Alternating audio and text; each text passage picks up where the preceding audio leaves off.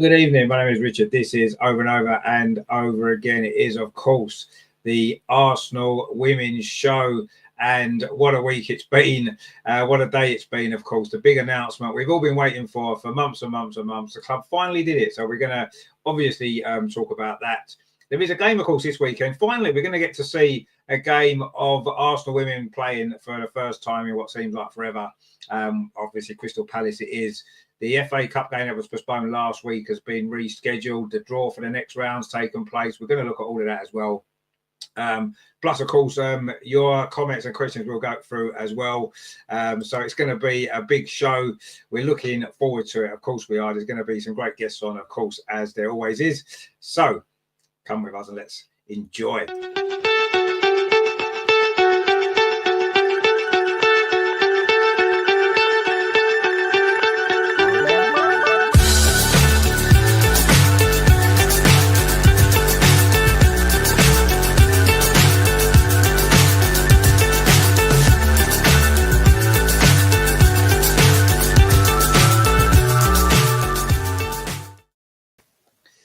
So, good evening and welcome to the show. Of course, we have got some very special guests with us, and there's one more guest who's going to be joining us very, very shortly. I bet you can't guess who that might be. Who's late? Who would have guessed? Anyway, we've got, of course, the Lord with us. Lord Andreas, how are you? From a different location again, obviously in London for the game. How are you? Yeah, good evening, Richard. Good evening, everybody. Yeah, hello from London in my hotel room, and I hope for a stable Wi-Fi. So far, I'm okay, and I'm looking forward to the show and discuss all the exciting news of the day. Yes, it has been a very exciting day, hasn't it? And of course, Michael, if you watched the show last night, he was on the show last night as well. He's become, can't get rid of him these days. He's here all the time. Yeah, how are you doing tonight, mate? You okay? Yeah, doing well, and I'm so pleased that the WSL is back again. Can't wait for the game. Yes, exactly. I think we all feel the same. Obviously, last week's game was postponed, which was frustrating. So we've had to wait an extra week to see the girls back in action. But of course, there's only one way we can start this show, isn't there? What other way can we start?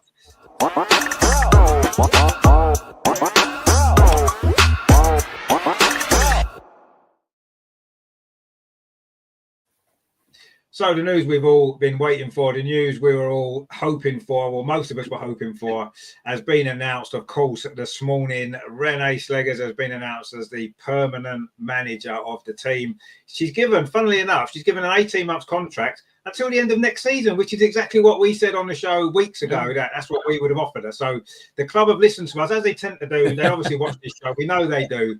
And they've listened to us once again. They've given her the 18 months. I mean, the only issue is that why it took so long. Obviously, she was the best candidate, the job she's done. But anyway, it's been announced now. It's a happy day. Andreas, obviously, we spoke about it enough times over the last few weeks and few months. But I mean, it's good that it's finally been announced, isn't it? So the speculation's over and everybody can settle down and move forward. Yeah, finally they announced it, and yeah, we said it for weeks, and I think the reason why it took so long to announce it was they don't watch us live. They watch our show always a few weeks later, and so they got our advice very late, and then they could only react. So this must be the reason. No, I think we all heard the first interview and the interview with Claire Wheatley. She spoke about the process of finding the new manager, and that they had 35 candidates and shortened it to 5 or 6, and then only 3 and 2. So yeah, of course they took their time. They made the interviews, and now they made the announcement. And yeah, when we look back, it's good. We always said it's not that we announce very soon a new manager, but the right person. And yeah, if they made a very strong process, interviewing, etc., and they came to the conclusion that Renee is the right person, then okay. I mean, it's announced before the WSL restarts, so everything okay. And in a few weeks, if everything develops as we hope and we continue the winning streak, then nobody will say why does it took so long. Yeah, so yeah, let's look forward. We have a permanent manager now, and yeah, I hope for a good restart of the season and to continue the winning ways, and then we are all happy. I'm fully convinced that it's the right decision. Also, giving her 18-month contract, not only 6 months. So, uh, for the summer transfer window, it's very important that Yeah. all the possible new signings and also the players whose contracts are running out in summer, they know now with whom Arsenal will continue. So, yeah, it's a good day, I think, for the Arsenal. Absolutely, yeah, and yeah, I think the 18-month contract is just right because I don't think till the end of this season would have been long enough, really, because having not been in charge at the start of the season and the results at the start have an impact, obviously, on the season. I don't think that would have been fair. Giving her the rest of this season a transfer window now, what's left of it, a full summer transfer window, and then a full season next year. I think by the end of next season, we'll know exactly what Renee is capable of with this team, I think, by then. And I think that's the perfect amount of time. And then, obviously, if it's gone well and she's won a few trophies and, you know, we're all enjoying the football again, then I'm sure they'll extend her stay even longer because why wouldn't they? You know, I am quite interested, though. The 35 people, did they literally interview every single manager ever in women's football? They have had 35 people. We were trying to come up with names a couple of months ago. We maybe come up with 5 or 6 at the most. Have they got 35 people? I just don't know who they're speaking to. They spoke to fans off the terraces, I think is what they did. People off the street, anybody they interviewed. They didn't interview me or Andreas. I don't know why, but maybe they should have done it. We must have been in the top 35, surely. But anyway, it doesn't matter now, does it? Like you said, it's done. It's been announced. It is the right decision. Right now, it's the right decision. Obviously, time will tell in the future whether it was the right decision or not, but we're all confident, or most of us are confident. I mean, Mike, it's great, isn't it, that we finally know what's happening, because it's been so much speculation in the last few weeks. Is she going to get it? Isn't she going to get it? Why are they delaying it? And finally, we've got the great news today, and it's fantastic, isn't it? In some respects, you say they've delayed it a little too long, because I'd have, or at least given her a tip off Christmas, saying we're going to announce it later in January into the new year, but you can start planning now. Now that could have happened, we don't know. It's just that now she knows she's a permanent manager, but she's only got a couple of weeks left of the transfer window. So I would have liked her to at least started on January the 1st, or at least be told in time, so that she'd got a clear month ahead of her. Like you say, it's a bit difficult. She can't be judged on the inadequacies that we had at the beginning of the season, some of the poor results we had, and ask her to dig that out, because I think, Chelsea are too far ahead. But we're definitely in a good position and should be looking at second in the league. So that's pleasing. And like you say, we did look at quite a few managers, and obviously Arsenal have, but I guess at the end of the day, they've come to the right result that we all think of. And Renee, as a person, has got a very good pedigree. For those of you who don't know, she was a Dutch international footballer, and she says one of the people that she's learnt a lot from was Serena Wiegman as national coach. And so she's come through, if you like, the Academy of Football, which is in Holland, but then she's moved to another foreign country in Sweden, and from there on worked again. She says she attributes some of her skills to some of the people and managers she's played under there. So it's a very good move. It is, yeah, and of course, it was mentioned in the press conference anyway that she took over from Jonas in Rosenborg, I think it was, and went on to win 2 league titles. So hopefully that you can follow that up here, take over from Jonas and win 2 league titles with us. I mean, wouldn't that be nice? A nice way to kind of round it all off. But let's not get too excited quite yet. Like you rightly say, Mike, Chelsea are. I wouldn't say they're too far ahead of us. I think so. Obviously, they're ahead of us. We've got to play them in a few weeks' time, or a couple of weeks' time. So let's see what if we can beat them. Who knows what's possible? But yeah, at the moment, the league title seems a little bit far off. But I'm going to keep believing until mathematically it's not possible. But there are, of course, the cup competitions, which Yes. we'll have a great chance to give them. I don't think there's any doubt about that. You know, no one's going to want to play us, are they? So yeah, No. if she could win 2 of those 3 cups, what a great start that will be to build on for next season and going forward. So, but yeah, let's not get too excited quite yet. You know, we haven't won anything. We're on a good run. We're playing well, but there's a long way to go this season. And now that she's got the job permanently, does that add to the pressure or relieve a bit of pressure? I'm not sure. We're going to find out probably, aren't we? Maybe there's a bit more pressure now that she's permanent because, you know, everything's on her now, isn't it? Before it's like, well, she's only interim. If we lose a game and lose a few games, then we'll just get rid of her. But now it's her permanent. There maybe is a bit more pressure, but I don't think she's bothered about that. You know, like you said, coming from Holland, they don't seem to. Well, they obviously feel pressure, but they don't seem to show that they're feeling pressure, do they? The Dutch, they're very laid back and very cool, and I think that that's a good trait to have in a top difficult job, which is what she's got now. You know, she's at one of the top clubs in the world, and you know it's a massive challenge for her to be able to pull this off. But it is great news. We're all excited. Well, most of us are excited. There might be 1 or 2 people that wanted somebody else as manager, but we'll come on to that. Greg says, evening all, looking good for us. Indeed, it is looking good for us. Dee says, evening all, what a day indeed. It's been a great day. Finally, the good news, isn't it? Let's see. Terry's with us, of course, as always. Good evening, Richard, Lordy Lord, and good to have Mike back again. Indeed, Terry says, evening, Greg, and all in the chat, which is good. LG's with us. The Arsenal women hierarchy announcing the news this morning shows that they clearly watch it. So exactly, yeah, they do. And the fact they're giving her the 18-month contract as well, which is what we recommended, it just goes to prove that they do watch the show, don't they?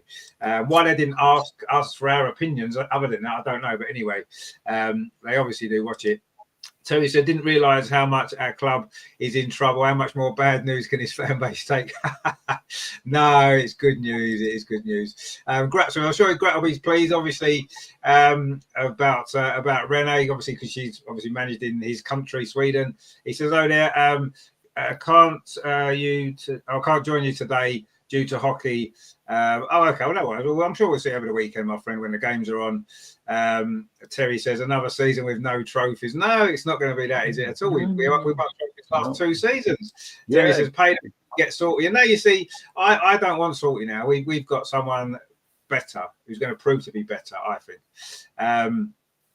Greg says the 35 people are from the job centre. Yeah, I think they must have been. It must have been. There's no way there's 35 managers that would be good enough to manage Arsenal. There just isn't. So they must have just dragged people off the street to make the numbers up. There we go. Ryan says Terry must be talking about the men's team. Oh, absolutely. Yeah, we know that already. Terry says, did they give the job to Renee because she has less of a chance of winning trophies than Arteta? No, they gave it to her because she's done quite a good job. In case you wasn't aware, we've unbeaten 11 games. Good. Angie's in the chat. She's going to join us shortly. But you know what she's like. She's got stuff to do. She's busy. LG says they probably took too long because they involved Arteta in the process. Everything is so. What probably happened was they probably gave it to her, passed it over there, passed it back again, passed it sideways, went backwards again, and then they finally decided to give it to her. That's probably what they did do. Yeah, you're probably right, actually. That is why it took so long. Greg says, evening to Ange. Yes, so obviously Angie's going to be disappointed that Salty never got the job. But anyway, we're not disappointed. We're very happy, and I'm sure Angie will be happy, and we'll speak to her when she joins us very, very shortly. Of course, we know it's still ongoing, and now we've got a permanent manager. Maybe we can look at this a little bit more closely.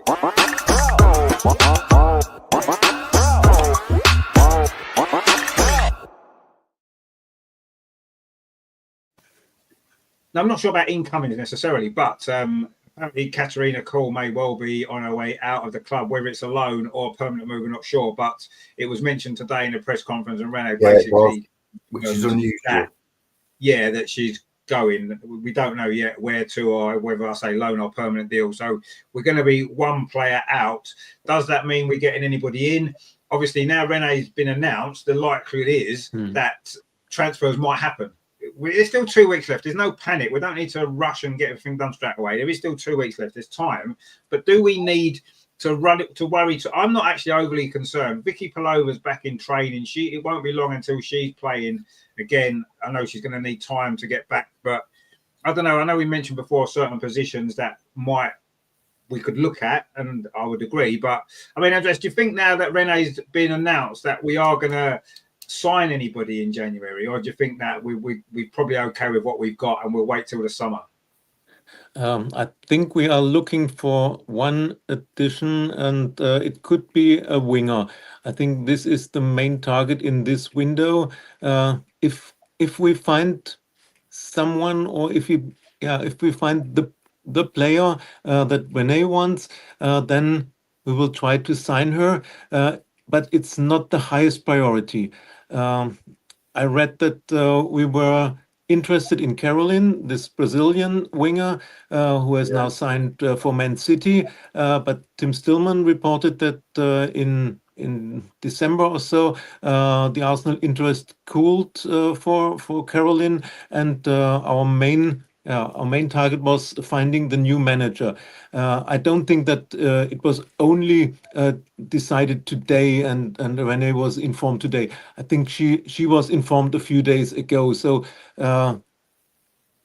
probably the process of searching a new player or a new winger is ongoing, and we still have 2 weeks to try to find someone. Caroline is out. She's signing for Man City. If we find someone who fits in the profile, we are searching a winger, a younger winger with a lot of pace. Then why not?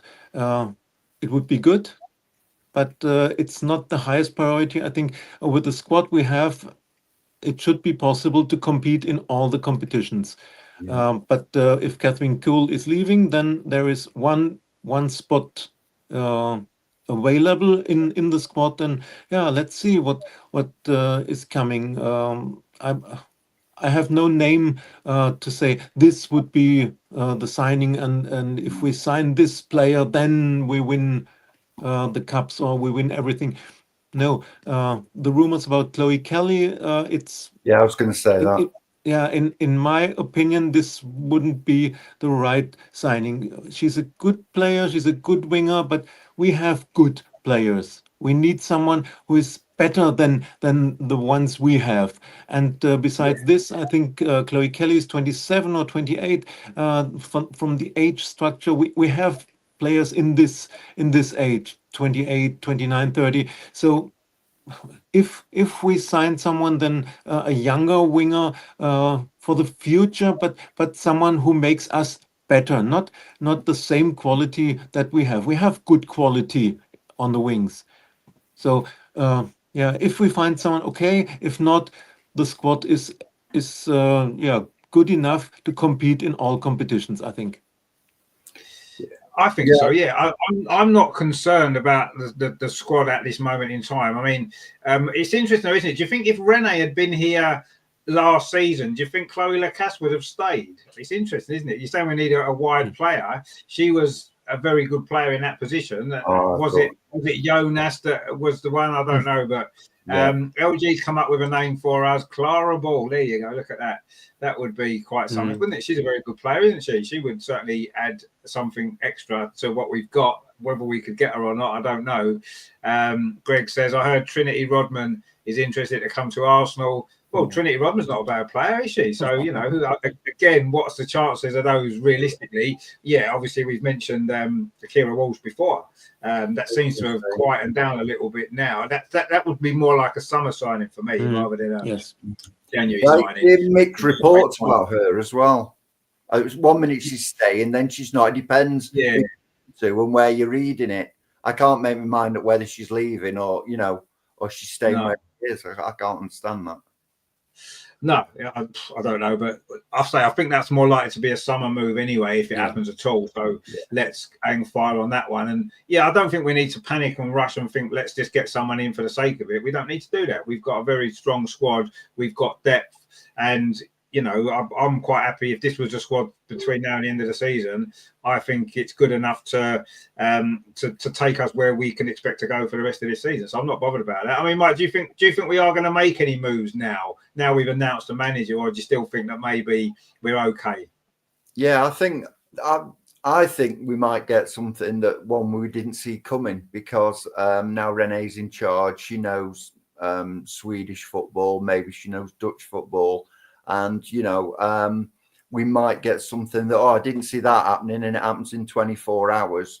Because like you say, the rumour mill has been quite slow and quiet, I think, so far, because everybody's speculating who's going where, and like it's Chloe Kelly and all the others, and everyone's saying, but not a lot has happened. I think some of the teams below us, Liverpool, have had a reasonably good window so far, but I think we might get blindsided by suddenly that, I didn't realise, that nobody knew we were in discussions, and it's somebody that maybe Renee's had her eye on for a little while, but like you say, the rumour mill's not saying anything really at the moment. No, it's not. It's been very quiet. It's been a very quiet window for Arsenal all round so far, isn't it? So, I'm not sure if anything's going to happen. But, like you said, there's still 2 weeks left. And quite often, a lot of the deals leak through in the last minute, don't they, on the last day? So there's still plenty of time for stuff to happen. And, I'm sure Renee would have had some different ideas for players as maybe that Jonas did. And maybe she had her eye on 1 or 2 players already. And who knows? Maybe, like you said, it might be someone we haven't heard about, and suddenly it's someone that comes in. We don't know. But let's wait and see. Because I mean, the transfer window is there to be used if necessary. And if Renee feels that she wants to bring someone in now to replace Katarina Kohl, who's going out, or she might feel that Vicky Palova's that one to come back in, and we're going to be fine in midfield. But let's see what happens. It is an exciting time, the transfer window. It can be quite stressful, and it does me head in a little bit when you hear rumours all the time. We're signing this player, signing that player. Nothing ever happens, but it's there. It's exciting when players do come in, because it's what it's about, isn't it? Adds a bit of excitement. LG says Clara Ball usually goes against Arsenal. She's one of us. Well, maybe we'll see. She's a very good player, actually. I quite like her. So let's see. Terry says let's go out and buy another Chelsea reject. Yeah, well, I don't know. There's not too many Chelsea rejects that we can get from the women's team, I don't think. But anyway, let's see what happens. I'm sure like you said, we might get a surprise, which would be nice, wouldn't it? That'd be really good, wouldn't it? Imagine getting a big surprise on transfer deadline day. Yeah, Greg says we need cover for Russo. Well, I think we might have someone who can cover for Russo, though, don't we? Some Swedish striker that's doing quite well when she plays. I don't think we need too much cover for Russo, do we? But anyway, I mean, let's see what happens, because as we say, it's quiet. The rumour mill is quiet at the minute. Not much is going on, and I didn't think it was ever going to. Well, we didn't have a manager in place, but now we have. No. We might get some movement in the next couple of weeks, which will be good. So if there is, obviously we will bring you the news on the show, and we find out. It's going to be good. Now, of course, last weekend we were all preparing and hoping for a return to action, wasn't we? We were expecting a FA Cup game against Bristol City, but unfortunately the weather put paid to all of that. But there was the draw, of course, for the 5th round, and we are, of course, in the draw, and also as well, there's been a new date for the game.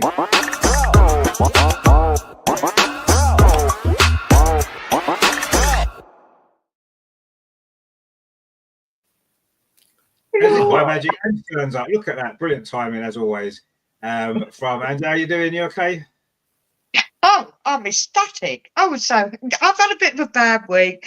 And Terry, for the record, my car is not in a police pound. I've got a problem with my airbag. And I had to take it to my local mechanic, because Ange could be driving along, and because my car's quite basic and a bit old, and it doesn't literally have a little onboard computer, and all I saw was the spanner symbol and the airbag symbol, and I thought, oh no, that's not good. And then as somebody very close said to me, it won't be so good if you're driving along and it's to the driver's side and suddenly whoosh. And I thought, no, that's it, not driving it. Next. So I'll get it booked in on Wednesday. Oh, well, at least you're getting it sorted out, which is the main Yeah, thing. yeah, It probably yeah. just needs resetting, doesn't it? It probably just needs a reset, the electrical system, probably. I don't know. Would it be? But anyway, yeah, no, I just had a bit of a mad day at work yesterday because I work in an after school club and we have one very hyper child and that kind of wore me out. So this morning, and I've got to say, I love the announcement on X or the teaser. I thought that was brilliant. Did you see that teaser on X?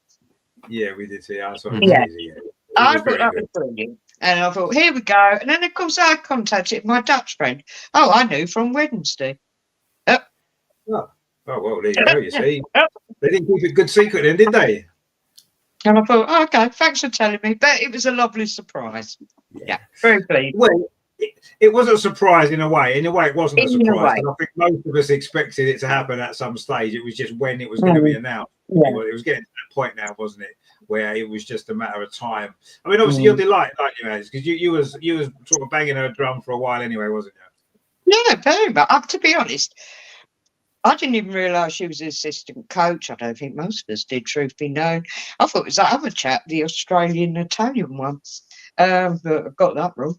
But I don't know. As soon as I actually sort of saw her, I thought, wow, I like her. And the results speak for themselves. But she's got a smile that sort of lights up a room and lights a well, actually, even and I'm a huge fan of Serena Wiedmann, but she's very calm and collected, isn't she? I love it. But like, I'm sorry, I tuned in a little bit before I come on, and yeah, the Dutch, they are pretty cool, aren't they? Yeah. Oh, that's they're not ones to get hysterical over things. And I'm sorry, Terry, mate. You're the first person I thought of. No, I never ever wanted salty. When I first met Andreas, I said I'd rather be relegated. Next. Sorry, that's how much detest I have. Plus, also, Arsenal wouldn't be able to pay her enough just for food. The woman's enormous. Since she's gone to, I mean, I'm not a sizist. I'm not. My dad was a very big man, bless him, liked his food. But my God, for somebody who's, well, in a sporting environment, she's a football coach of the USA, and these women are very fit these days. She looks atrocious. She's loving the food out there. It's not exactly a good example, you're right, is it? For, a manager of a sports team. I agree. It doesn't necessarily set the right example. Probably not, but she's not done too badly. Let's be honest. In terms of what her record as a manager is pretty good, isn't it? So, I can't deny that. So wherever she's doing it, it's working, isn't it? And, as she come to Arsenal, obviously she would have been successful. I don't think there's much doubt about that. But if we can have success another way, and maybe down the Rene route, then I think that's a better option anyway for us. And especially as Rene did, of course, play for the Arsenal youth team back in the day as well, early in her playing career. So she's got history with Arsenal as well. So it is a great. She blew next. Sorry. Sorry, I'll back up now. It's a great fit, isn't it? Absolutely right. The club and she's done a great job. So it is good news. It's been a good day, and I think we can all be excited and get behind the whole kind of the whole club now, which is about time because it's been a while. Terry says under Rene, your wish will probably come true. Which wish was that? What wish will come true? The wish that we've all got is that we're going to win loads and loads of trophies, isn't it? Yeah, So let's hope that those wishes do come true. Terry says, Rene has a smile on her face like a heart, which is never good. Oh, that's a bit harsh. Come on, Terry. Rene's lovely. Terry, come on there. Give her a chance. She's brilliant, Rene. And she's going to do well. And we're going to enjoy watching her build on this sort of success that she's had so far, which has been great. She strikes me as being very honest as well, because as we said in the press conference today, if it had been Arteta, he'd have said, well, Cool is one of our players, they're an Arsenal player, that we're looking forward to look after our players first and going to that, the Arsenal players until they're not. But she came out and said straight away, we're looking to move her on. And I thought that was very honest, whether it's naive, whether she keeps that up. But I was impressed with that. And but you know, sort of caveat is I don't know whether being completely honest is always a good thing under those circumstances. Yeah, I mean, I think there's a line, isn't there? Sometimes I think some things need to be kept in the club, don't they? And other things, it's good to that you come out and announce it. And I mean, I think Renee will be honest anyway. I don't think she's going to hide behind excuses. I don't think she's going to do any of that. I think she's going to be upfront and honest. And I think she is with. She said it today. You know, that's how she's going to be with the players as well. And I think that's so important, isn't it?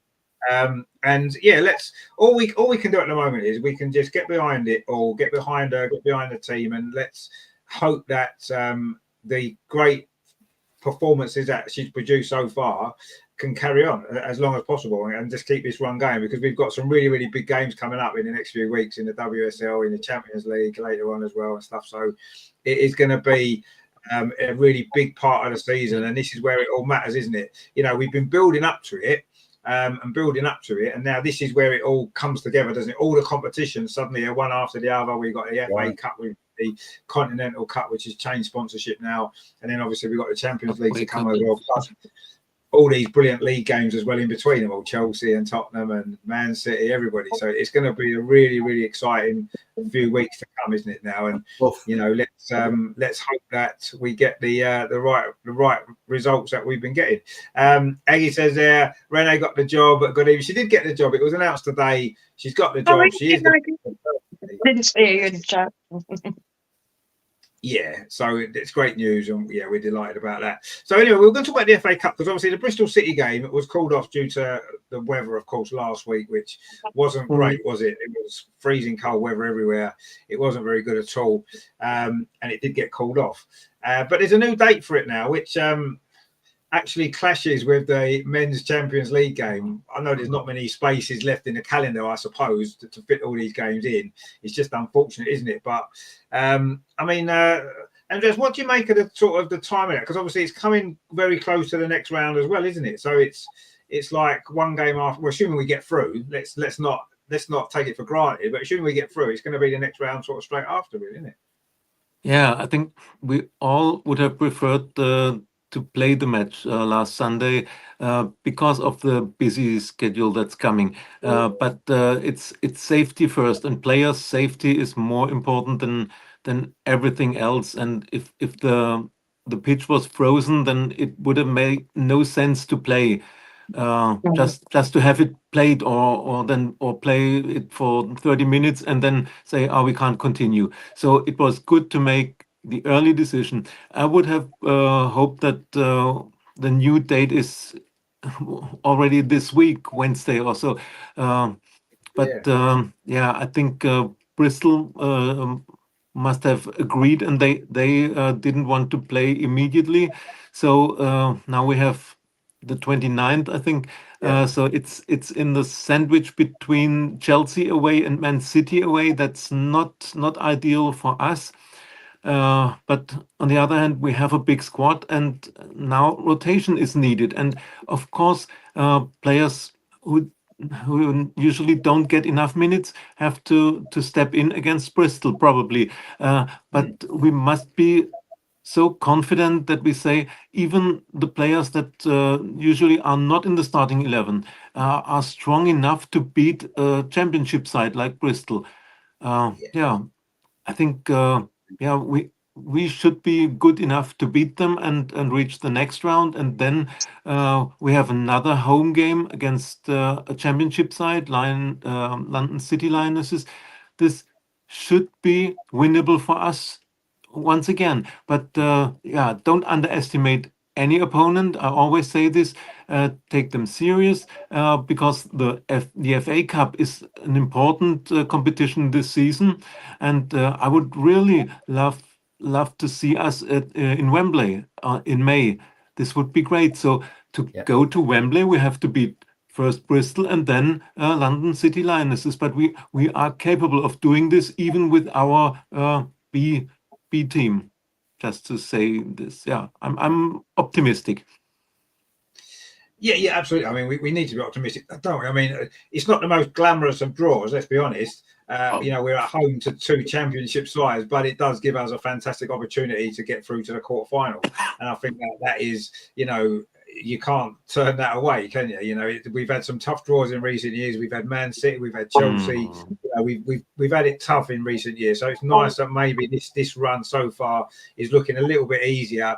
Obviously, if we do get through these 2 rounds, it's going to get tougher. We know that, because it's all going to be the big teams left, isn't it? We know we're going to have to get somebody a bigger side, and we're going to have to beat them at some point. But yeah, the FA Cup's a trophy that we haven't won it for a very long time. We need to put that right, and this is a good opportunity this season. With the WSL looking not impossible but difficult, the FA Cup does present itself with a really good opportunity, doesn't it, for Renee to make a really big statement in her first season at the club and say, look, I can win a big trophy. There's other big trophies you can win as well, but let's see how we go. But yeah, it's a good draw, I suppose. It would have been nice to have had.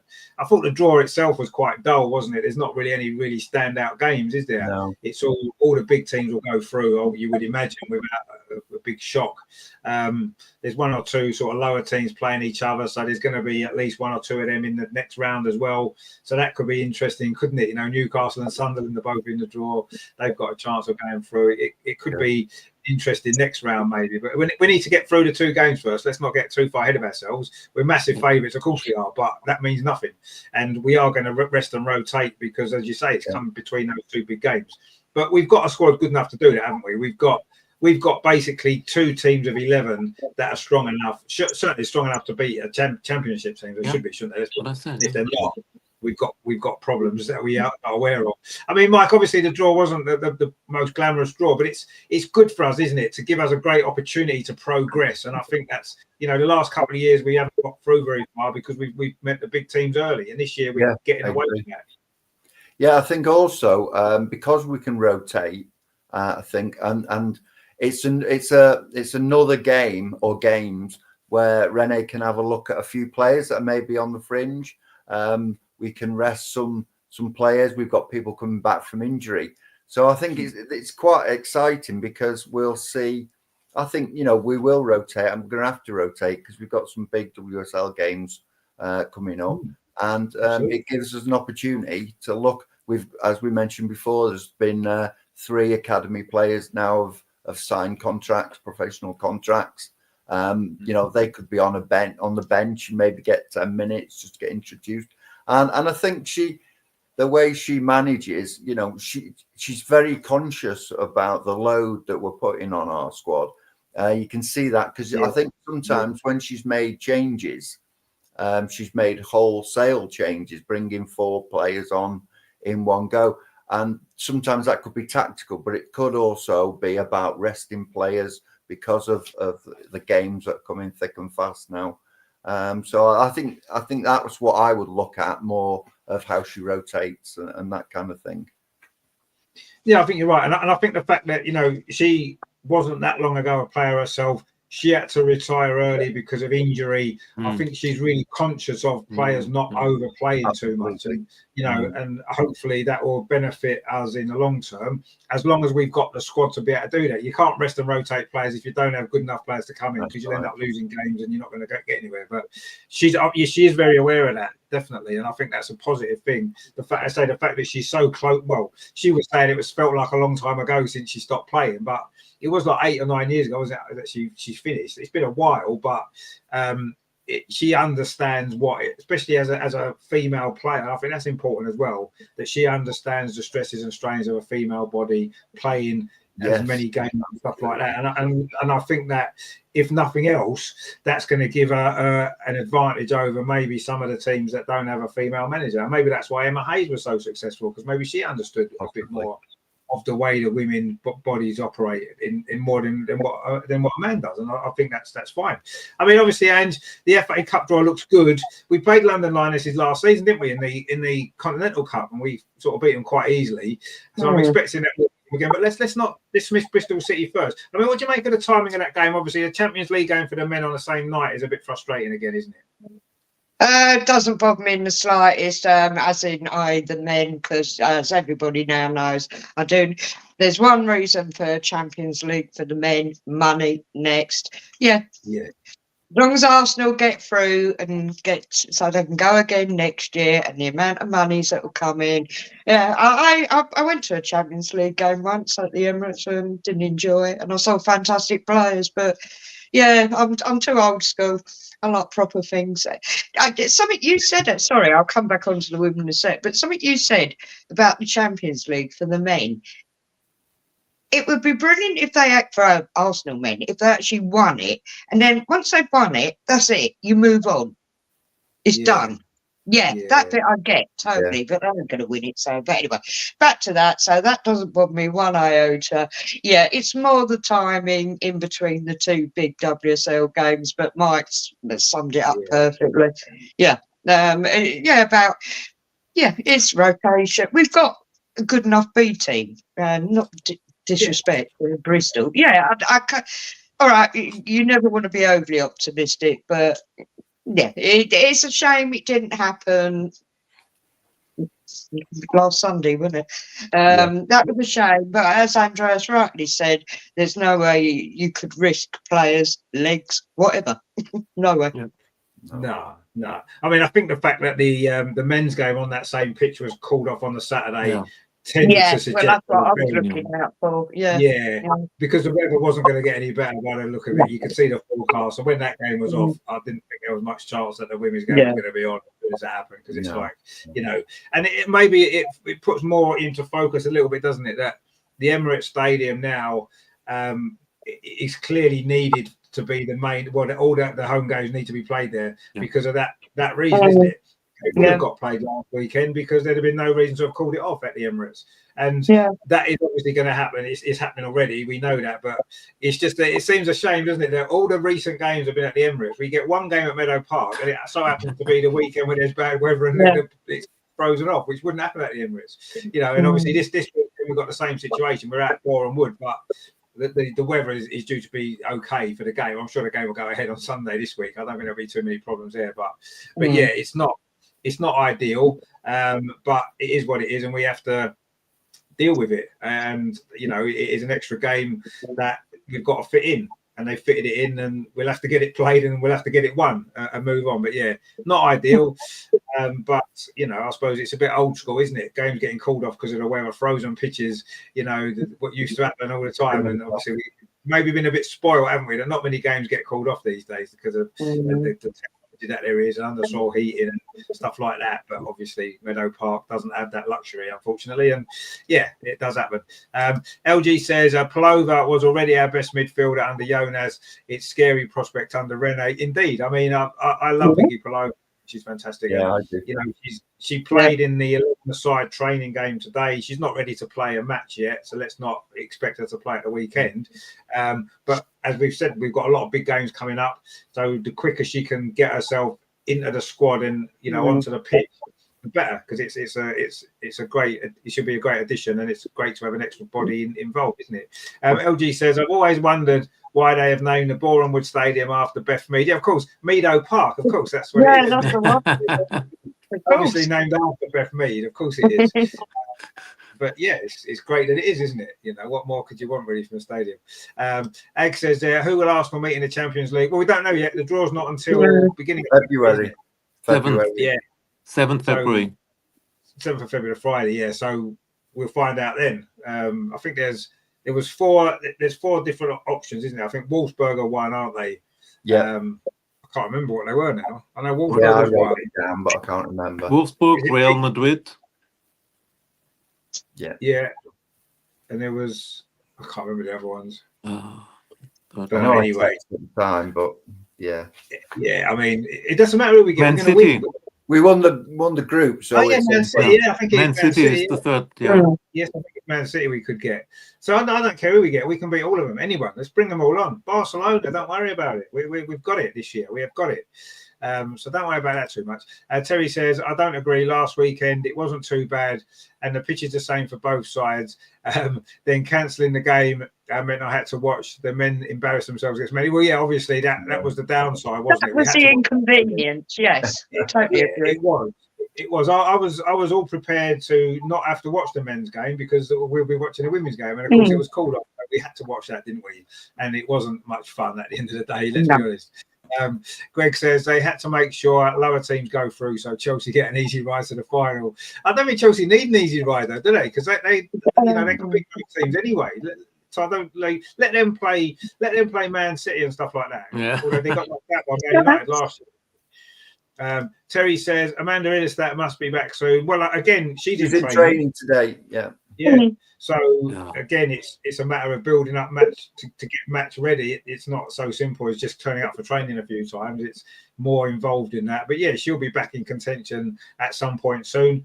So that's another addition to the squad, isn't it? You know, talking about signing players, we've got 2 long-term players who've been out coming back. 2 great players. So yeah, it's happy days, isn't it? So there you go. Terry says, I like her. She reminds me of 29. Oh dear. There we go. Terry says, Aggie, I love Stina. It's the rest that are rubbish. Well, it's not all of them, is it? Most of them are pretty good, let's be honest. Aggie says, Jessica Wick, who played in Arsenal, is now back in hometown, North Shopping, and will play for my team. Oh, right, okay, that's pretty cool. Oh, Samuelson, right. LG says, the game being called off is utter woke nonsense, as Sean Dyche should say. I mean, to be fair, I didn't see the state of the pitch, but what I do know is if it was anywhere near as bad as the weather we had here, then there's no way it could have been played because it was all the ground was like the fields were like concrete. So I couldn't see any way it could have been played. But obviously in the old days, they would have found some way of playing it, wouldn't they? I'm sure.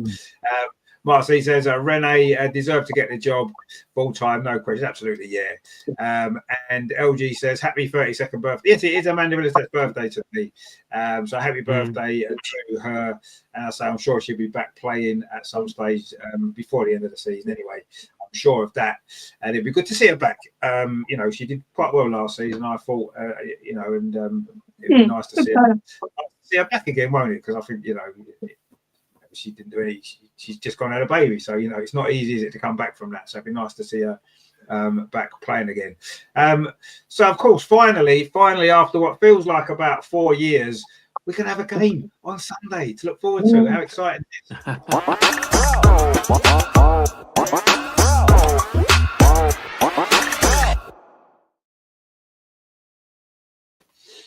So the WSL, of course, is back following the winter break and following our extra week off as well. And okay, it's not the most glamorous game to come back to, but it's a game that's probably a good one to get back into it again, because it's a game that we should be expected to win without too many stresses and strains. We should be able to win it fairly comfortably. Although Palace have competed quite well since they've come up. They've not been the pushovers that maybe many people expected them to be. They've done well as could be expected. So I don't think it's going to be an easy game that we're going to win 25-0 or anything, but it is a game that we should win, obviously, and it's a nice one to ease back in nice and gently rather than playing Chelsea first game back or Man City first game.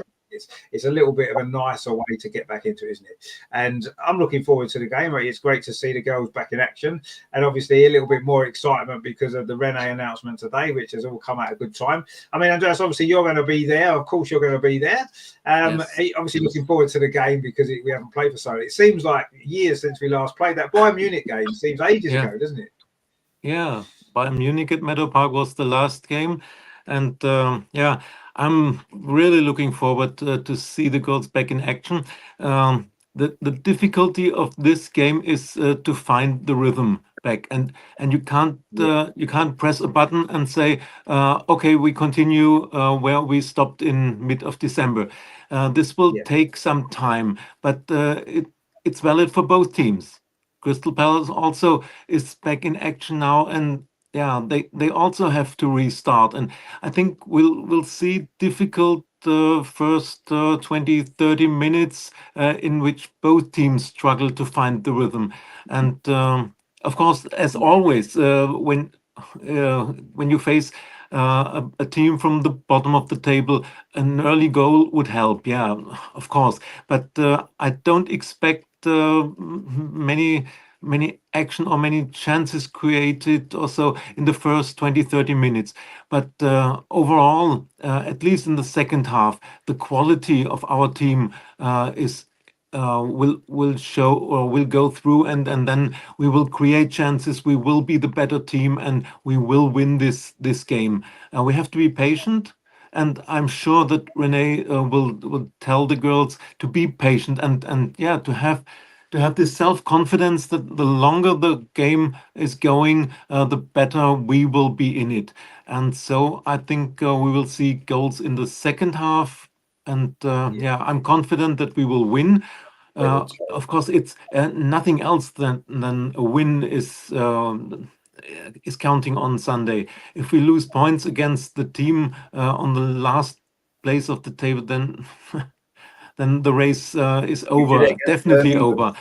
So we need the 3 points, and we will get the 3 points. And I'll stick to my prediction I had last week for the Bristol game. I say we will win 3-0.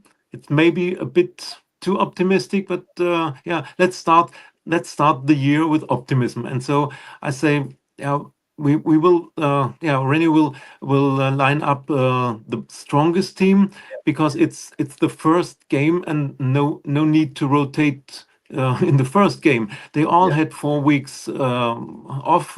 They had a long break, and so let's start with the strongest squad, and yeah, then we are the better team, and we will win 3-0. That's my prediction today.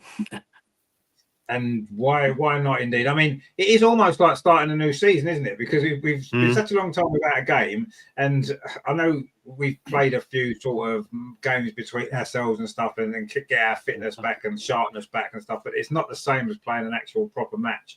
And it is going to be interesting. I think the whole league this weekend is going to be quite interesting, isn't it? Because you know, I mean, Liverpool are beating Brighton 1-0 actually in the Friday night game. So, you know, probably not too unexpected there, maybe, although, you know, Brighton have done quite well. So yeah, I think we could see some maybe shock results. And Chelsea are away at West Ham, and we've had a few problems at West Ham. Maybe Chelsea might have a few problems at West Ham. Who knows? You know, and if say they were to lose, right? Let's just be optimistic for a minute, right? It's a new start to the season, if you like. Chelsea lose, we win. That gap's 4 points. 4 points, and then we play them as well, don't we? I mean, it'll be 1 point. Come on, it's doable. Come on, the league fight will still. Come on, let's be optimistic. They'll probably beat West Ham 5-0 now. It's a derby as well, actually, and Manchester City. We could go second this weekend.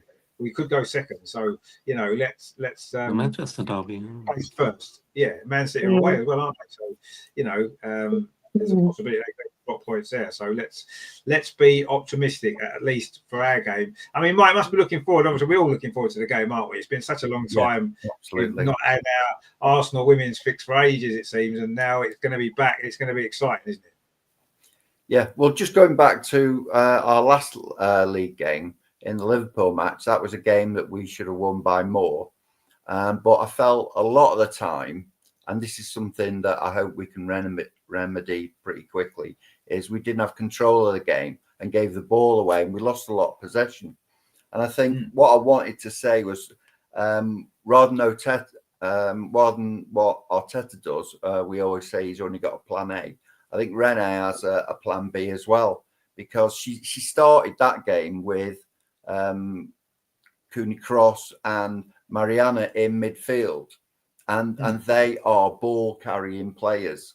So she started the game from an attacking front foot point of view, and what they do is they make the passes in the middle third to the up front, and then you know, we didn't have the control because they are forward thinking players.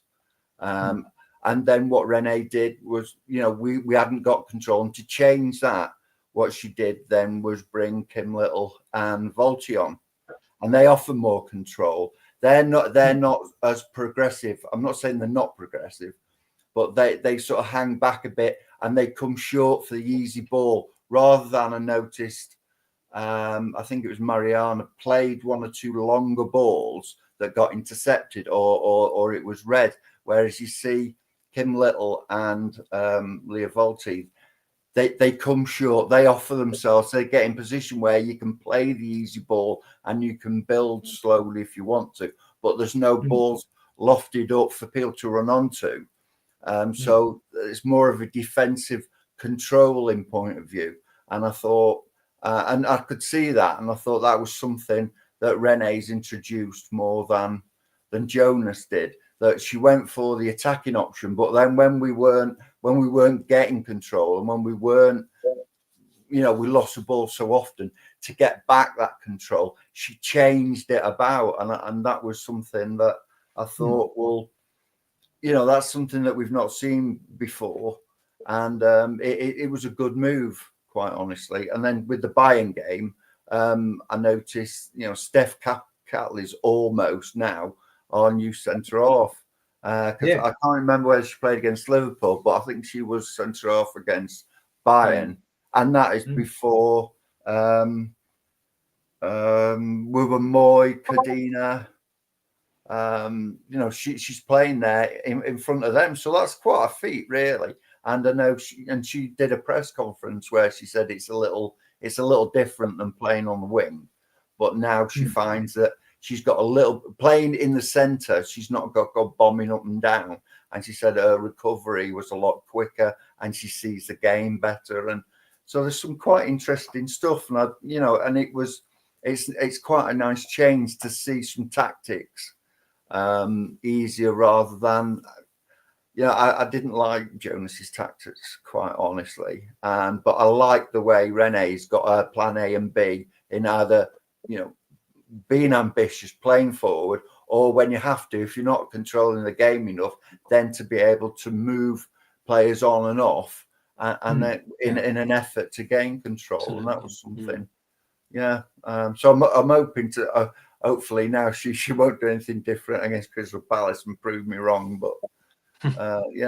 Well, I mean, we probably won't need a plan B against Crystal Palace. Probably not. Let's be honest. We shouldn't do. I'm sure that we'll start, as Andrea said, with a strong team. We'll probably get ourselves in front during the game, and then we can make the substitutions just to give people time on the pitch and stuff like that. I don't think we're going to need too many tactical tweaks during this particular game. But you're right. There's going to be a lot of games this season where that's going to be absolutely essential, isn't it? To be able to change something mid-game to make a difference.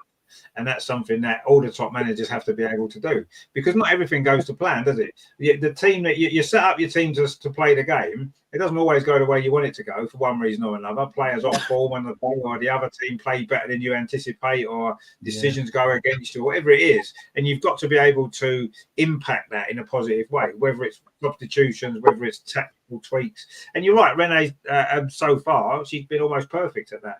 Yeah, I've got Steam.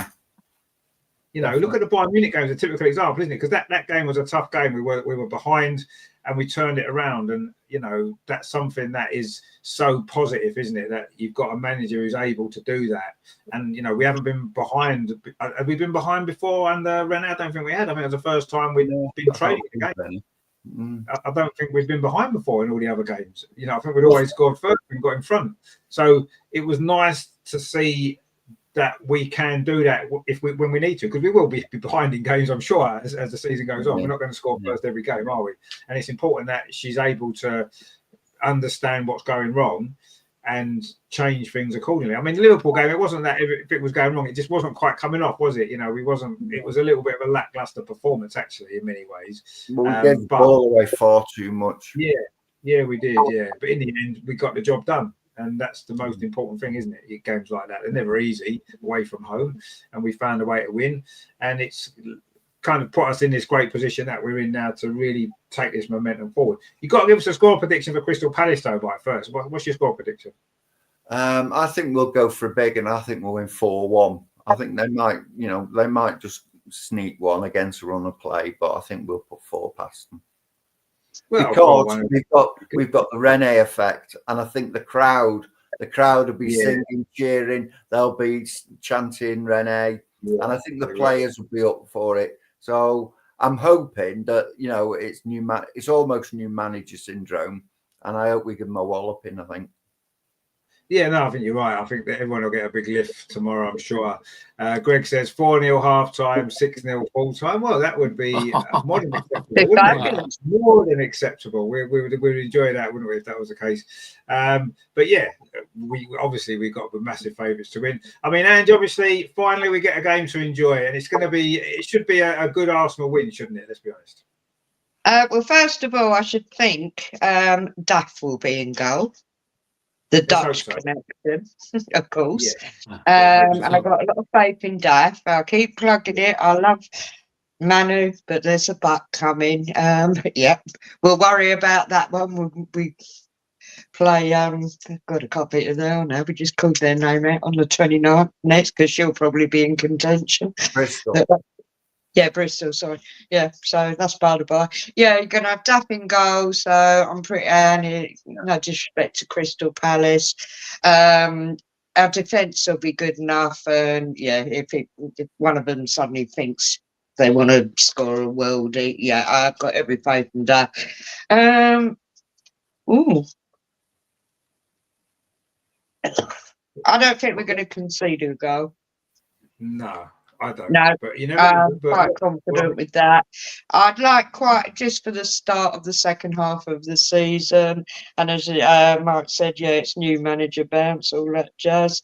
And yeah, it's going to be amazing atmosphere there. Definitely. Yeah. It's going to so. be amazing. Yeah. I mean, because obviously the fans, quite rightly, they all want Renee. They've got to. I think I'm going to go with what Greg said, 6-0. 6-0. Wow. Oh. Brilliant. It won't happen, but it'd be lovely. Yeah, why not? Why not? Why not? They're bottom of the league, Crystal Palace. Let's be honest. So we should be miles better than them. And yeah, let's see. Obviously, last time we played Crystal Palace was a couple of years ago in the FA Cup, if you remember, and we beat them 9-0. They were in the Championship then, of course. They've obviously improved since then, but we did beat them 9-0, didn't we? And I seem to remember, what's her name? Did Viv score a lot that day? I can't remember if she did. Was it? Yeah. Who was that right back? That's plays for Aston Villa now. That used to play for us. The Austrian one. What was her name? I'm sure she scored 2 goals in that game. I know who you mean. Yeah. She never scored. I'm sure she scored 2 goals in that game. And like probably only 2 goals she ever scored. Maritz. Maritz, that's it. Yeah, no, Maritz. Yeah, I'm sure she scored 2 goals last time we played Crystal Palace. That's how funny that game was. That even Noel Maritz could score, and she never scored. So, yeah. So maybe someone unexpected who doesn't normally score might score on Sunday. Maybe. Who knows? We'll see. But I'm sure Leslie Russo will be licking her lips at the prospect of scoring a few goals on Sunday. Stina as well, if she starts or comes off the bench, will probably be looking at that, thinking a chance to get a couple of goals. And I say, I'm sure we won't underestimate Crystal Palace. I don't think Renee would even allow that to happen. But us as fans can underestimate them a little bit because, we've seen them play. They're not great. It's difficult coming up from the Championship to the WSL because there is a massive step up in quality.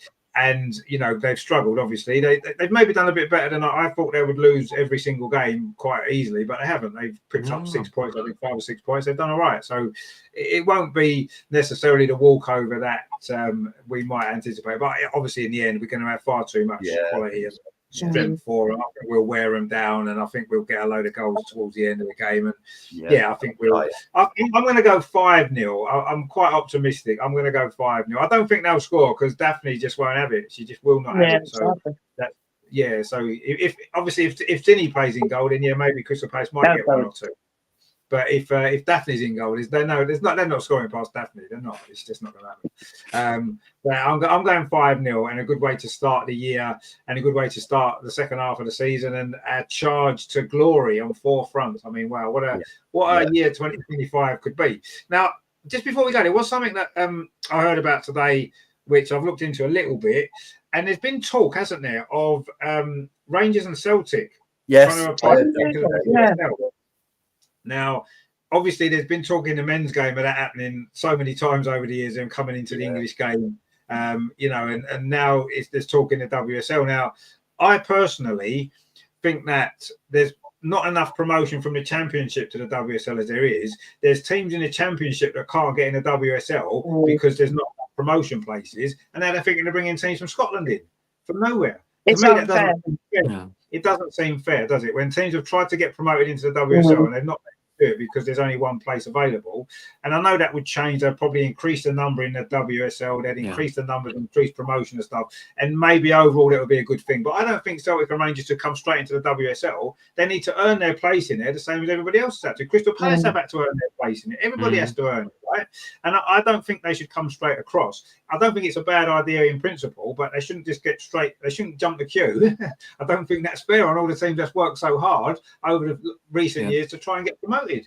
I mean, Andreas, it seems a little bit strange. I can understand the reasons why, you know, the fact that the Scottish League isn't competitive really, and they want to strengthen that. I understand all of that, but they shouldn't come straight in, should they? No, you can't include 2 teams from Scotland in the WSL straight away. That would be totally unfair to the championship teams if only one team from the championship is promoted every season. So what I expect is that the WSL will increase to 14 teams. And I would prefer 2 teams to be promoted and 2 to be relegated. And then in this connection, we could think about including 2 Scottish teams. But then the next question is, what about the teams from Wales?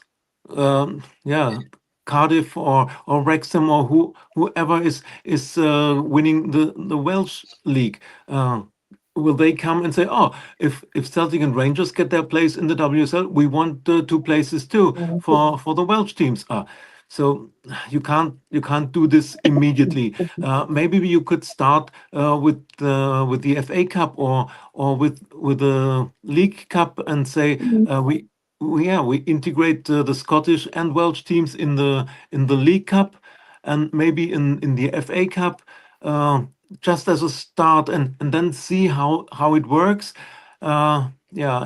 Increase the number of WSL teams to 14, but you can't do this right away and say two teams from Scotland are now in the WSL, and next season there's no team from Championship promoted. So this would be totally unfair. For what are they working in the Championship? So one step after another, and then maybe in the long run, in 4 or 5 years, we'll have them integrated in the English football family. Yeah, I would suggest that maybe they should start in the Championship and earn the right to. Because let's face it, we beat Rangers 6-0 in the summer pre-season in the Champions League qualifiers. So are Rangers any better than some of the Championship teams? Probably not. I thought so. Based on that, okay, that's just one game, but even so, we beat them 6-0, and you know we would probably beat Championship teams by a similar kind of scoreline. So to me, they're kind of Championship level, and maybe start them there, get them in.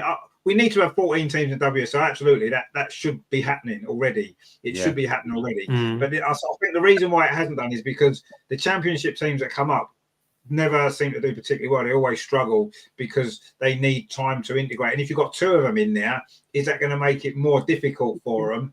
I don't know, but it needs to happen. You can't keep having one promoted and one relegated. It's ridiculous. That's not a good system at all. We need to have more teams and we need to have more promotions and relegations, definitely. But I would put Rangers and Celtic in the Championship first and let them earn their right to deserve to be in the WSL. Don't just go straight in there because you might have a few more fans than some of the other clubs. No, that's not how it should work. I mean, Mike, what have you made of that? Because it's a little bit strange, really, that it's not like in the men's game where Rangers and Celtic are the 2 massive clubs, aren't they, in Scotland in the men's game, the crowds that they've got, and obviously they're playing against little teams with 500 fans every week. And obviously you can see why there's maybe a gap there. But I don't really see that in the women's game. The need for that doesn't seem to be quite as great, does it, for me, at this moment in time? I don't think. It's not something that we should be looking at, really. Totally agree. The only people that are going to benefit from it straight away definitely are Celtic and Rangers. Of course. The WSL or the Championship League, I don't even know whether it'll benefit them anyway. I agree that we should increase. What we should be doing, surely, is concentrating on English teams first and foremost. And like you say, Andreas, I think we've already got a precedent set in the men's game where Cardiff, Swansea can play in the Premier League. So I would be looking at, if I was going to introduce more teams to make the league more competitive and to grow, etc., etc., I'd like to see the Welsh teams get promoted. And because the precedent set, we're already playing, you know, it's England and Wales like it is with the cricket, England and Wales with the Premier League.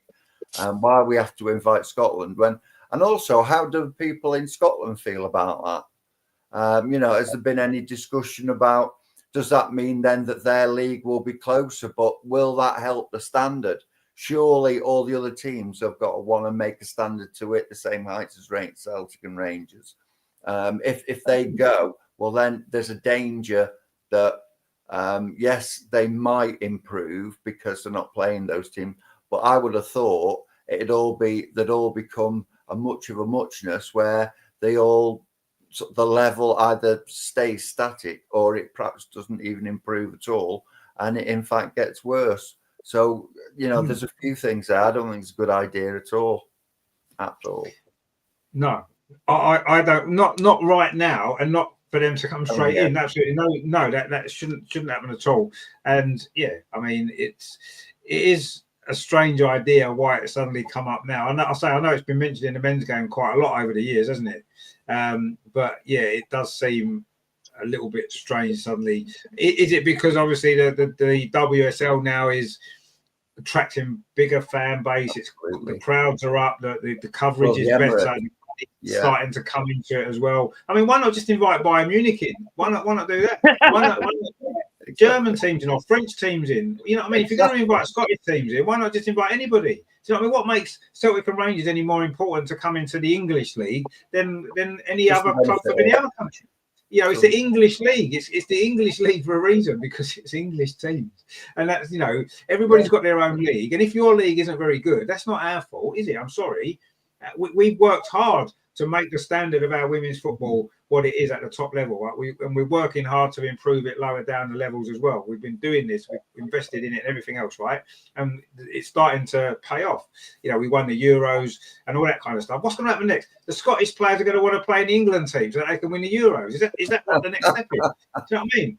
And yet they had a referendum to vote Scotland, didn't they, to join up with England? And they said no, they don't want to know us. And suddenly now, oh yeah, we'll come and play football in your league. No, I'm sorry, it doesn't work like that. We don't want to stay away. Hadrian built that wall for a reason, mate. And you stay there. We don't want you.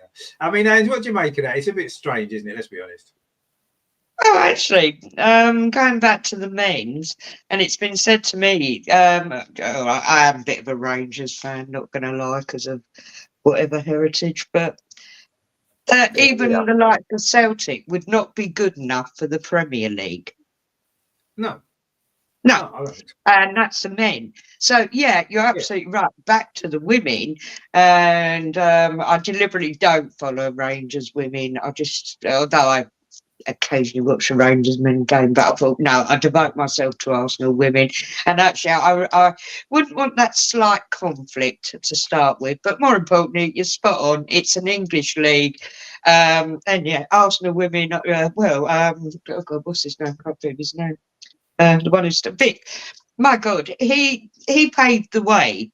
And the quality now that is coming through with that, I know, Chelsea, but you know, Man City, Man United women, you know, these women's clubs, they've done so well over a period of time.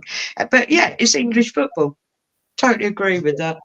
English football, and more importantly, it's about the championship women. Yeah, you're spot on. Get it to 14. It needs to. Yeah, that's a good start. And it's hard, but then it's hard in the men's game, isn't it? When they get promoted. Yeah, exactly. Yeah, they were up and down in the Premier League at the beginning.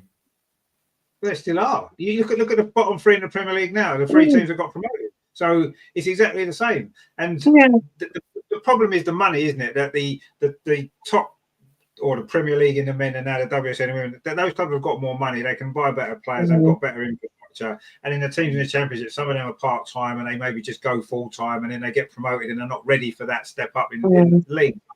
And that's why we need to make the league bigger, to give them more opportunities to be able to bridge that gap. But you're right. There's no reason to think that Celtic and Rangers would actually be good enough to compete in the WSL anyway. Nothing to suggest that at all. I say the way that we beat Rangers in the summer, good enough. So why would we? What are we going to get out of it as the English teams getting teams into the WSL that aren't good enough? We're not going to benefit. They're going to benefit because they'll get more money. They'll get bigger crowds watching the games probably, and all this, that, and the other. They're going to benefit. We're not. And their standard will go up. No, I would rather have, as I said, but I'd rather have Bayern Munich and teams like that that's going to improve the standard. If we're going to bring anybody else in, don't bring in park level teams that aren't very good. No, I don't know. I don't think that's good. That's not a good thing, is it?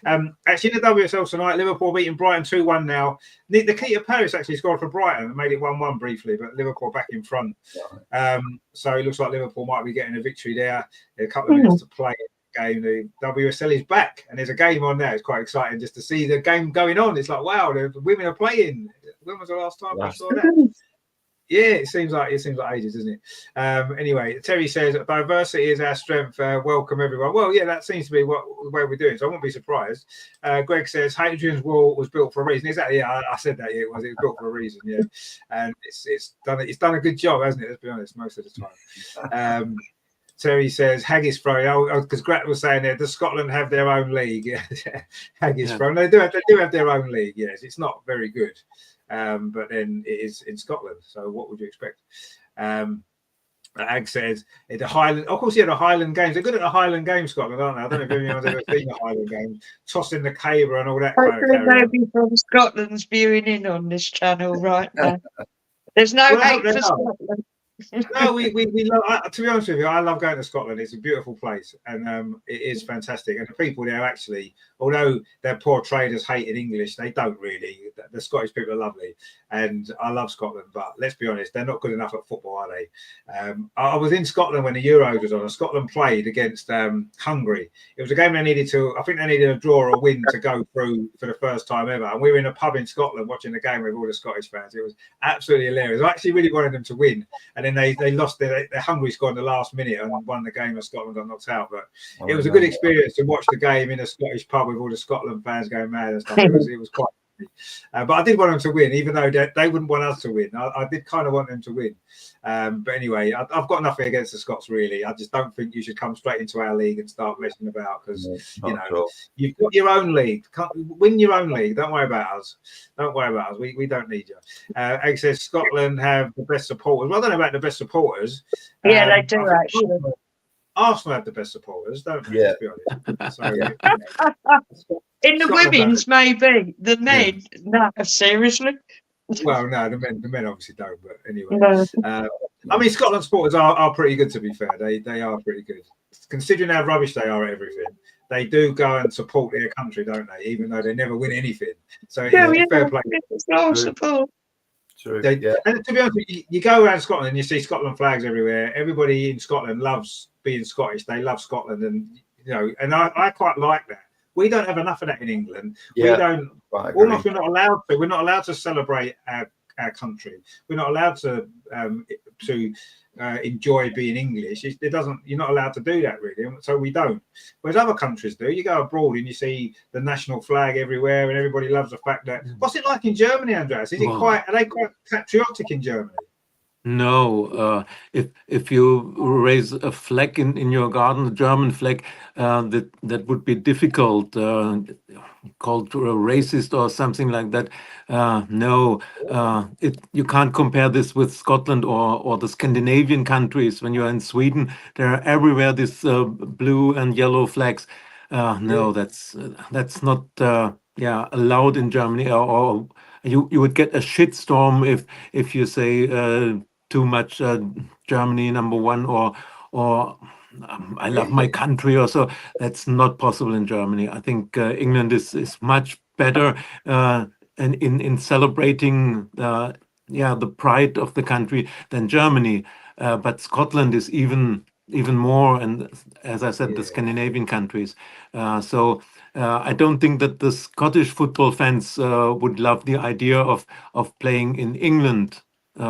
They want their own league, and besides they would lose the chance for a Champions League qualifying spot if they play in England. That's So true. Yeah. yeah, they will never reach under the first three places in the WSL. So Celtic and Rangers would be out of the Champions League, and now they have the chance to play qualifiers. Rangers were in the mini tournament against us, and Celtic reached the group stage. Of course, they lost every match. They lost 5-0 to Chelsea, so that shows they are not competitive enough. No. As I said, start with a cup. Maybe the League Cup would be a good idea to integrate them. But furthermore, it's like you said, if they want to do such a step, then let's start them in the Championship. Yeah, I think that would be the obvious place to start with and go from there. But I mean, they do seem, both of them seem as though that's their kind of level anyway. I don't think they're much better than that really at the moment. They'll improve, I'm sure. But yeah, I mean, I'm quite surprised that you think England is quite, that we're allowed to celebrate our nationality, because I don't feel that we are really. No, I don't. But I mean, compared to Germany, yes. Well, no, obviously, I don't know what it's like in Germany, but yeah, I mean, that kind of surprises me a little bit, because it seems in England as though you're not allowed to be English almost. No, That's no, what it feels like. I mean, I know there's certain aspects of the English culture which is celebrated, I suppose, but I don't know, overall it doesn't really feel that way. So if it's even worse in Germany, Christ, that must be bad then, if it's worse in England, because it's bad enough here really, or it feels that way. Whether maybe from the outside it isn't. I mean, obviously you're coming here from outside and maybe you see it differently perhaps than what we do living here. So I don't know, but I mean, it doesn't feel like we're allowed to celebrate much. Scotland do. Like I said, everywhere in Scotland you go, there's Scotland flags everywhere. They love it. They absolutely love their country, and they're proud of being Scottish. That's right. There's nothing wrong with that. I love that. I absolutely love that. We need more of that everywhere, really, because you're only from one country, aren't you? That's where you're from, and you should be allowed to enjoy that and celebrate that, really, shouldn't you? And be happy that that's where you're from. I don't know. It's important. I think it's identity, isn't it? And I think identity is really important. But anyway, maybe not in certain countries, and it seems, I don't know. But anyway, Greg says there, unless the Scottish League folds up, there is no way any other countries should be allowed to join English. Absolutely, yeah, I agree with that. Really, each country has their own league for a reason, don't they? Terry says you can fly the England flag as long as it's got a rainbow on it. Well, yeah, that seems to be about where it is. You can fly it with a rainbow. You can fly anything with a rainbow on it, can't you? Really, let's be honest. That's anyway. Greg says we're not allowed to fly the England flag. We'd be called racist, and Star would put you away. Well, yeah, it does seem. I mean, to be honest with you, I don't know how much of an issue that really is. I mean, when the Euros was on our estate, a few people had the England flags out when the games were on and stuff like that, and that's fine. I think if there's no football on, it doesn't seem to happen. You never see it really, do you? You never see outside pubs or outside houses in England. In Scotland, you do constantly. It's everywhere. Yeah. In Wales, you see a lot of Welsh flags in Wales. Yeah, you do.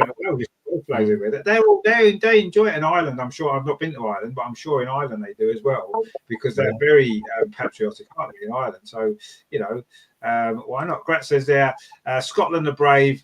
Wonderful patriotic tune. Well, yeah, they love it, Scotland, don't they? They absolutely do. And yeah, I suppose it is a bit like Scandinavia, isn't it? Because I think Scandinavia is very similar. They've got that kind of Nordic kind of thing, Scotland a little bit, haven't they? Obviously, they're kind of closer to Nordics than what we are, maybe. I don't know, but it does seem as though they've got that kind of spirit about them, maybe more than we have. But anyway, it's not going to happen. We're not. Rangers Scotland won't be joining our league, so they can think about it if they want. But you're not welcome. So don't come in. We're not going to let you in. Simple as that. Ridiculous if we cannot celebrate our flag. Well, it is. It seems ridiculous, doesn't it? Let's be honest. But it is what it is. Maybe we should all move to Sweden, because they seem quite. They seem okay, don't they? Sweden. Maybe we should go there. That might be the next stop. Next stop, Sweden, I think. And then we won't need to go to IKEA, will we? Because we can just, if we live in Sweden, it's everywhere, isn't it? They're furniture. Just IKEA, is it? So let's move to Sweden. And I've got a Volvo. Let's go to Sweden. My car will feel at home. Everything will be good. Rick says they celebrate Burns Night. The only literate Scotsman. I don't think he's the only little Scotsman. Yeah, they do celebrate Burns Night. Yeah, they celebrate quite a lot in Scotland actually, but they don't celebrate winning anything, do they? Because they never win too much, do they? Which is a shame. But anyway, maybe one day they will. Anyway, this has been the Arsenal Women's Show. We're excited today because Rene has been announced as the permanent manager of Arsenal, 18-month contract to the end of the 2025-2026 season. Brilliant news. Congratulations to Rene, fully deserved. And we're looking forward to seeing how the team progresses over the next 18 months. Excited for that. And of course, the team are back in action, guys. We have got a game on Sunday. How exciting is that? Wow, it's been such a long time. And of course, if you thought that was exciting, and I'm sure you do, you want to wait until we get another vlog from Andreas from the Crystal Palace game. That is the entire week. Yeah, very good. And I wonder if Gunnosaurus will be making another appearance because he's become a regular. That's it. Andreas, don't bother unless you get Gunnosaurus, mate. I will be looking for him. Yes, I hope he's there. And you two are both legends. 2 legends together. That's it. He's got to be there. He's got to be there. I'm sure he will be. I'm sure he will be hanging around as he normally does. So you look out for that be coming up, obviously, Sunday or Monday on the channel. So that's going to be really good. So you will be here. Obviously, it's a busy week. Obviously, the men are playing tomorrow at 5:30. So we'll be at 5:15 for that. Aston Villa, of course. Unai Emery back at the Emirates again. So that's going to be good. Of course, Sunday, the big one. Arsenal women back in action. 3:00 kickoff at Meadow Park against Crystal Palace. We'll be here for that one. Andreas's vlog will be on. Of course, next week it's Champions League. The men are back on Wednesday. Actually, the women playing Brighton in the Continental Cup as well. We forgot about that. That's next week, isn't it? Brighton. Sorry, I'm just going to plug this one. It's actually my birthday on Wednesday, but I'm going to be generous enough to tune into your show. Oh, look at that. Wow, fantastic. See, this is what it's all about, isn't it? You know, Ange would rather spend her birthday with us. Look at that. That's commitment for you, isn't it? That is commitment for you.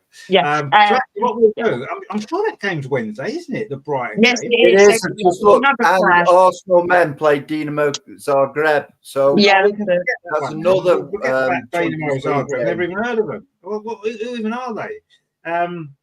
Yeah, so 7:15 is the Brighton Arsenal game in the women in the Continental Cup quarterfinals. It's not called the Continental Cup anymore. So we'll be here for that one at 7:00. We'll keep a check of the score of the men's game, obviously. So that'll be good. And then, of course, next weekend, next Sunday, guys, 12:30 kickoff. You know what it is? It is Chelsea women against Arsenal. That is the game. You know, I'm not going to be able to watch that because I'm going down to Clacton to be with my bestie, like belated birthday weekend. And all I can do is keep an eye on the scores on that one because I'll be coming back. How can you miss that? How can you miss that? I know. That's bad timing. Come on, what are you doing with your life? Come on. Wednesday, you've got to be watching the Chelsea game on Sunday. Come on. Yeah, that was a bit bad timing, but it's terrible timing. It is terrible timing. It's a Bridge game as well, actually. So that's going to be good, isn't it?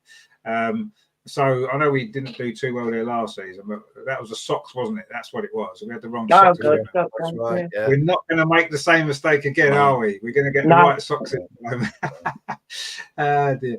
Terry says, when I went to Dublin, they had flags everywhere. Only problem was they were all Man U flags. They like a good Guinness in Ireland, don't they? They do like a good Guinness as well.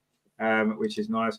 Ag says we have problems with political correct. Well, I think everybody does at the minute, don't they? It's really but anyway, Terry says happy 21st, Ange. Indeed, yeah, Ange will be 21 again on Wednesday. Been a lot of games, but thank you. Yeah, 21 plus a couple, isn't it? That's it. You know, it's not wrong with it. Greg says it's the Subway. Is it the Subway Cup? Is that who sponsors it now? Yeah, it's called the Subway Cup. Subway Cup, yeah. Wow. Subway League Cup, yeah. Terrible! What a terrible name for it. I'm sorry. I mean, I'm sure you make lovely sandwiches, right? I'm sure you make lovely sandwiches, right? No, they don't. It can't be called the Subway Cup, can it? That's a ridiculous name. Come on. The Continental Cup It's a good name for an underpass. It sounded exotic. The Subway Cup, that just sounds grotty. I'm sorry. It just does. No, it's awful. I'm not having that. I'm still going to call it the Continental Cup. I don't care. It's going to be the Continental Cup because it sounds bad. I'm just not having that at all. Cup. That's ridiculous. Grat says there the Subway Cup has gone underground. Very good. That is quite good. Well done, Grat, for that. That was pretty good. Greg says Angel looking younger every day. Indeed, of course she's looking younger. Thank you, Greg. Full of charm, full of something. Yeah. But I'll take it. So that's our week then. So yes, obviously we've got the games at the weekend. Wednesday it'll be the Continental Cup quarterfinal, not the Subway Cup. We're not calling it that. That's Arsenal against Brighton. That's going to be good. With the holders, of course, double. Can we win it 3 times in a row? Of course we can. So we've got that game to come Wednesday, and of course next weekend, Arsenal then play Wolves on a Saturday. But we don't worry about that too much because on Sunday, wow, what a game that is going to be! Chelsea. Arsenal. Imagine if we win that. Imagine if we win that game. Imagine what is going to happen. That lead will be almost nothing, and we'll be right in there fighting, won't we?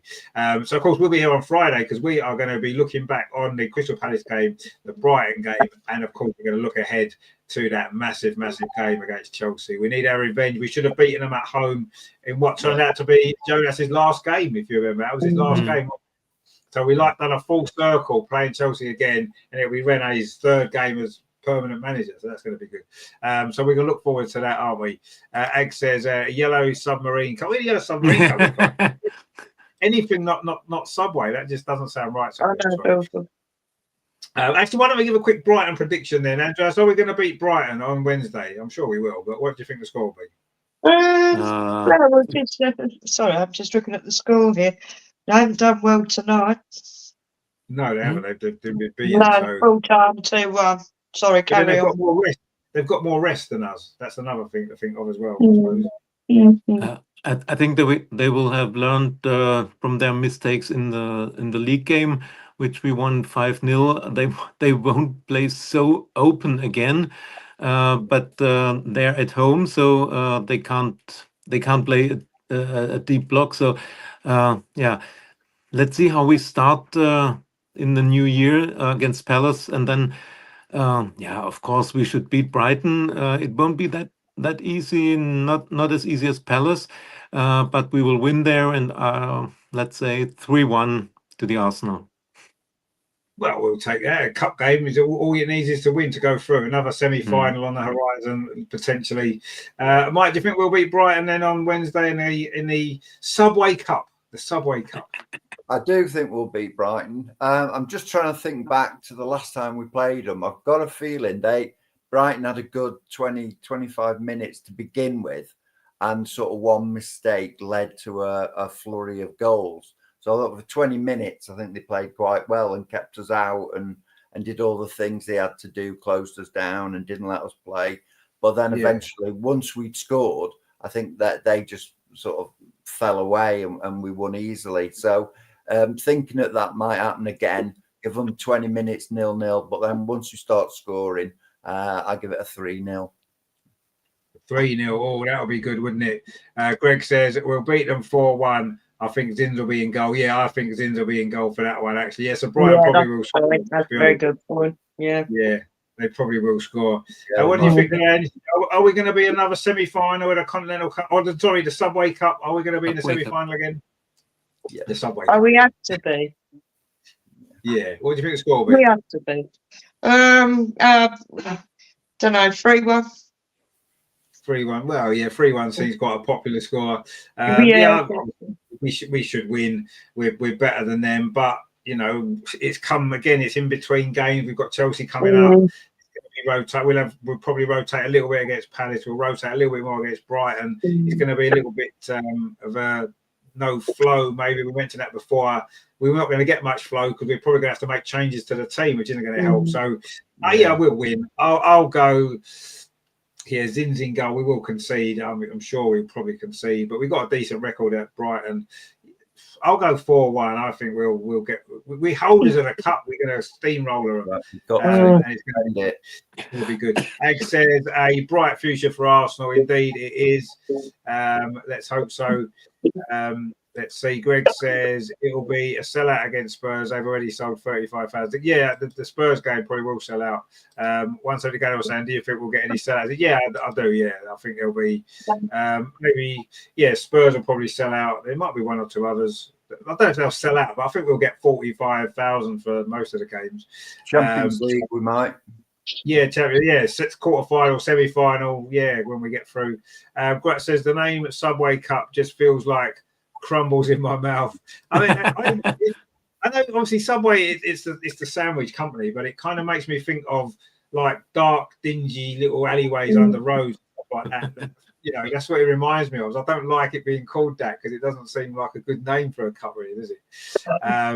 But anyway, Terry says, good night, Richard, Lordy, Mike, and the birthday girl.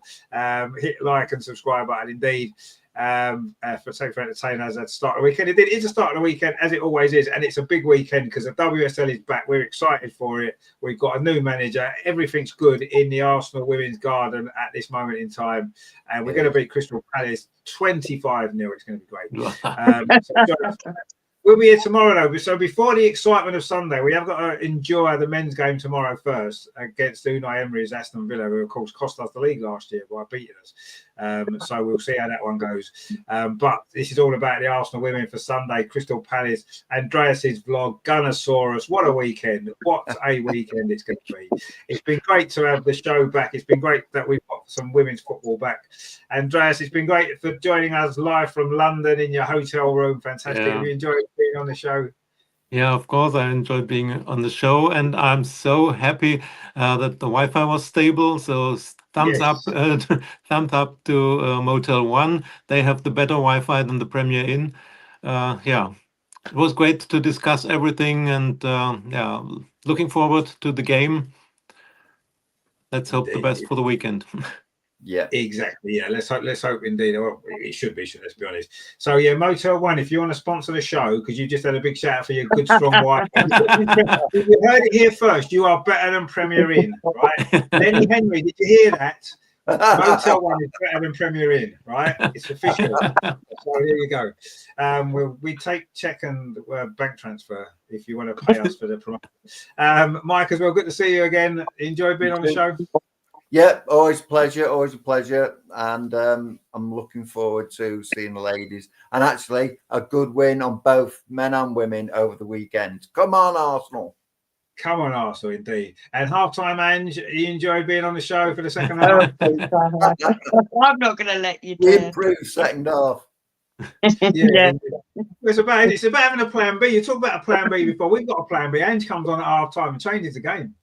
Well, of course I do. Speak this up, Ange, on her birthday week. Fantastic. Great stuff. I mean, what more do you want on a Friday night, guys? Come on. What more do you want? 170 Gunner says, does Andrea support the men's team too? Of course you do, don't you, Andrea? You support the men's team, don't you? Yeah. Of course. Yeah. Everybody does. Greg says, night all. Thanks for a great show as always. Best start to the weekend. It is indeed a great start to the weekend. Greg says, Angie's our Steena. Yeah, she is. Yeah, comes on at half time. Changes the game. Gets a goal. Bit shorter, but Steena. Angie's definitely our Steena. Yeah, there's no doubt about that. Absolutely. So yeah, thanks for watching, guys. Join us tomorrow for the Aston Villa game. Of course, Sunday it is going to be good. It is going to be a great one. So yeah, join us for that one. We've enjoyed it tonight. Thank you to Andreas. Thanks to Mike, and of course, thanks to Halftime Ange. Thanks for you guys in the chat as always. Great comments. It's been a lot of fun tonight. I really enjoyed it. And congratulations to Renee. She is here. She is here for 18 months at least. Brilliant news. And let's celebrate on Sunday with loads of goals that we can celebrate with our new manager. Brilliant stuff. What a weekend. So thanks for joining us, guys. We'll see you tomorrow. Take it easy. And come on, you Gunners. Let's do it. Hey, come on. Big weekend. Let's get it done. Yeah. Bye-bye.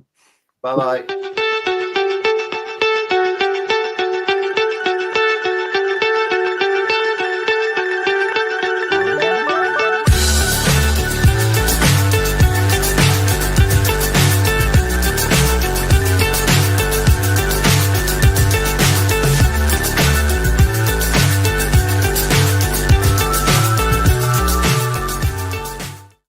Oh!